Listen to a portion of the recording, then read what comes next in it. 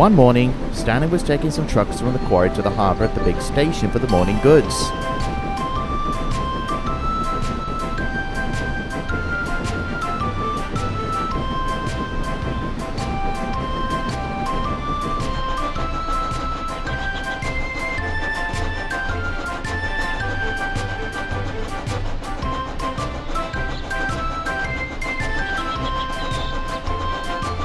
As he neared a field, he saw something shooting towards the sky. "Fizzling fireboxes," he remarked.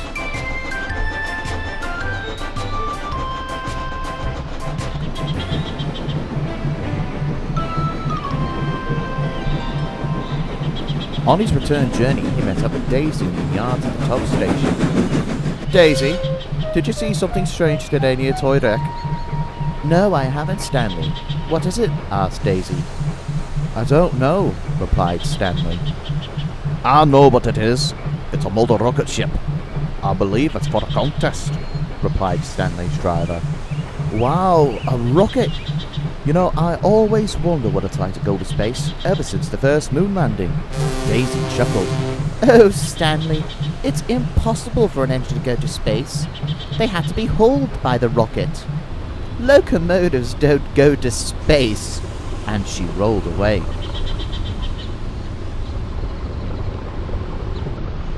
Later that day, Stanley was taking some empty trucks from the small harbour at Ellsbridge to the logging station on Thompson's branch line.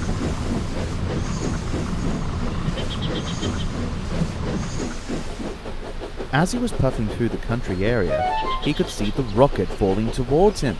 "Driver, stop!" he called, and so he did.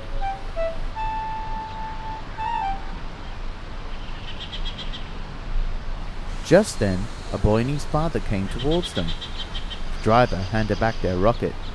"Excuse me," said Stanley, "but what is the rocket for?" "It's for a competition on Sodor for my high school team. We're testing a rocket to see if it could work. It didn't do well earlier now, but we'll get it working.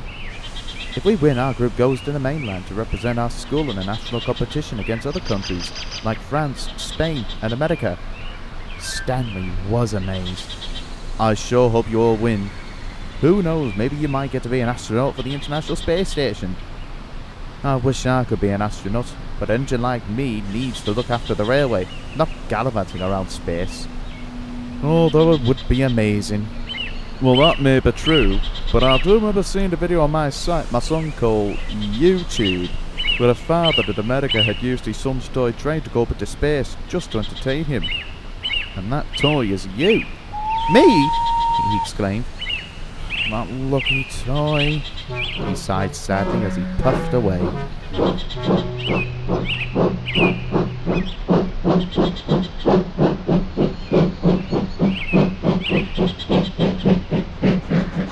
A few days later, Stanley was taking some trucks to the junction for derricks and slow goods, and returned with ballast ready for some track work around the quarry line. He is still envious about the toy version of him going to space.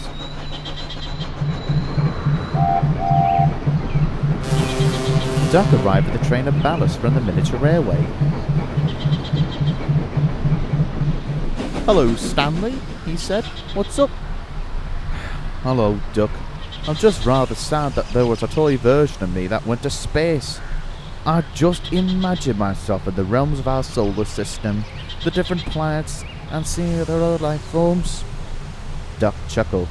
"That reminds me of the time when I dreamed of going to lands beyond the horizon. But I realize that sometimes the best travellers are the ones who can only dream." But Stanley was still sad by the time he left the junction. He understood Duck's words, but the dream was still alive in him inside.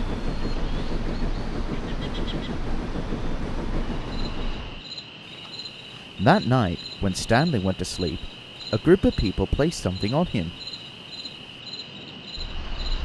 As the day dawned, Stanley was greeted to the sound of laughter. "You two sound cheery this morning. What's up?" he asked.